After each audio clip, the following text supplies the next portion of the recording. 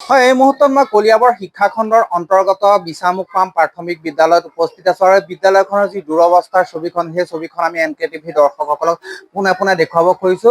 1982 চনতে স্থাপন হোৱা এখন বিদ্যালয়, যিখন বিদ্যালয়ত আজিলৈকে এটা পকী ঘৰ নহল, যাৰ ফলস্বৰূপে এটা বিধ্বস্ত ঘৰতে দুটাকৈ শ্ৰেণী, পঞ্চম আৰু চতুৰ্থ মান শ্ৰেণীৰ যি পাঠদান, সেই পাঠদান চলিব লগা হৈছে। আমি পোনে পোনে যদি সোমাই ভিতৰ ভাগৰ দৃশ্য দেখুৱাওঁ, আচলতে বিদ্যালয়খনৰ দৃশ্য দেখিলে আপোনাৰো চকু কপালত উঠিব। এইদৰেই আচলতে এটা ভঙা গৃহতে বিদ্যালয়টো দুটাকৈ শ্ৰেণীৰ যি পাঠদান, সেই পাঠদান চলি থাকিব লগা এক পৰিৱেশৰ সৃষ্টি হৈছে।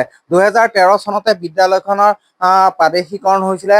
তাৰ পিছতো বিদ্যালয়খনৰ প্ৰধান শিক্ষককে ধৰি অন্যান্য শিক্ষকসকলে বিদ্যালয়খনৰ পকী ঘৰ নিৰ্মাণৰ কাৰণে আবেদন নিবেদন কৰি আহিছে, কিন্তু বৰ্তমানো 13টা বছৰ পাৰ হৈ যোৱাৰ পিছতো আজিলৈকে কিন্তু বিদ্যালয়খনৰ যি পকী গৃহ, সেই পকী গৃহ নহল। এটা পকী গৃহ হৈছিলে, তাত 3টাকৈ শ্ৰেণীৰ পাঠদান হৈ আছে, কিন্তু পঞ্চম আৰু চতুৰ্থ শ্ৰেণীৰ বাবে এইদৰে আচলতে ভঙা গৃহতে পাঠদান হবলগীয়া পৰিৱেশ হৈছে। বিদ্যালয়ৰ প্ৰাদেশিকৰণ হোৱাৰ 13টা বছৰ পাৰ হ'ল, আপোনালোকে বহুবাৰ আবেদন নিবেদন কৰিলে, আজিলৈকে পকী ঘৰ নাপ নকৰিলে, কি কব? হয়, নিশ্চয়। মানে আমাৰ বিদ্যালয়খন 1982 চনতে স্থাপিত হৈছিল। স্থাপিত হোৱাৰ পিছত তেতিয়া মই এখন বিদ্যালয়ৰ প্ৰাক্তন ছাত্ৰও আছিলো। অৱশেষত 2013 চনত চৰকাৰে বিদ্যালয়খন প্ৰাদেশিকৰণ কৰিলে। প্ৰাদেশিকৰণ কৰা সময়তো বিদ্যালয়খনৰ অৱস্থা ইমান তেনে ভাল নাছিলে, টিং পাতৰ এচলীয়া ঘৰ আছিলে।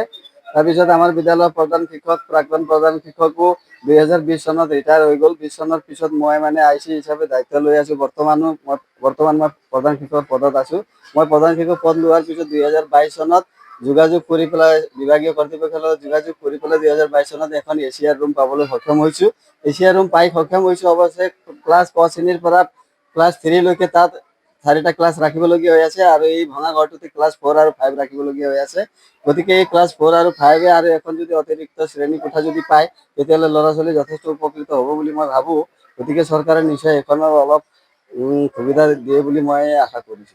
বাৰিষা সময়ছোৱাত এতিয়া বৰষুণ আহে, পাঠদান চলি থকা সময়তো বৰষুণৰ পানী ভিতৰত সোমাই যায়। হয়, অৱশ্যে 2017 চনত ইয়াত প্ৰথম বানপানীও হৈছিলে। তাৰপিছত 2024 চনতো বানপানী হৈছিলে। বানপানীৰ সময়তো বিদ্যালয়ত একাঠো পানী হৈছিলে জমা। বৰ্তমান সৰু সৰু বৰষুণ আহিলেও মানে ইয়াত পানী জমা হৈ যায় আৰু ভিতৰত সোমাই যায়। এই নলা নৰ্দমা কাটি পেলাই পানী ওলাবলগীয়া হৈ আছে। যথেষ্ট অসুবিধা হৈ আছে। অৱশ্যে যদি চৰকাৰে বিদ্যালয়খন এখন আৰু যদি পকী গৃহ দিলে, তেতিয়াহ'লে উপকৃত হ'ব বুলি মই ভাবো। আপোনালোকেতো বহুবাৰ আবেদন নিবেদন কৰিছে? বহুবাৰ আবেদন নিবেদন কৰিছো। বৰ্তমানলৈকে এইটোলৈকে আপোনাৰ ওচৰতে মই 4বাৰ মান কৰিলো চাগে, আপুনিও উঠাইছে। তেতিয়াহ'লে তথাপিও চৰকাৰে কি কাৰণত যে দিয়া নাই বা কি হৈছে, সেইখিনি মই ভালকে বুজিব পৰা নাই, বা কেতিয়া পাম বা নাপাম, এইটো অলপ বুজিবলৈ চেষ্টা আছে আৰু। তেওঁলোকৰো চাগে পকী ঘৰ পঢ়িবলৈ মন যায়। এতিয়া ক্লাছ 4 আৰু 5 অৱশ্যে এই নতুন এখন যিটো গৃহ আছে, তাতে মানে যাবলৈ খুজি আছে আৰু তাতে থাকে।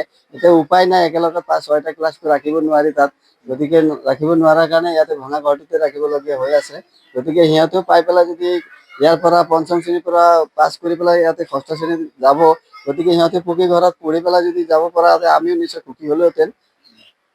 আপোনাৰ বিদ্যালয়ৰ বহু সংখ্যক ছাত্ৰ ছাত্ৰীয়ে দৰিদ্ৰ সীমাৰেখাৰ তলৰ। আমাৰ বিদ্যালয়ত প্ৰায় 80-90% ল'ৰা ছোৱালী দৰিদ্ৰ সীমাৰেখাৰ তলত থকা আছে।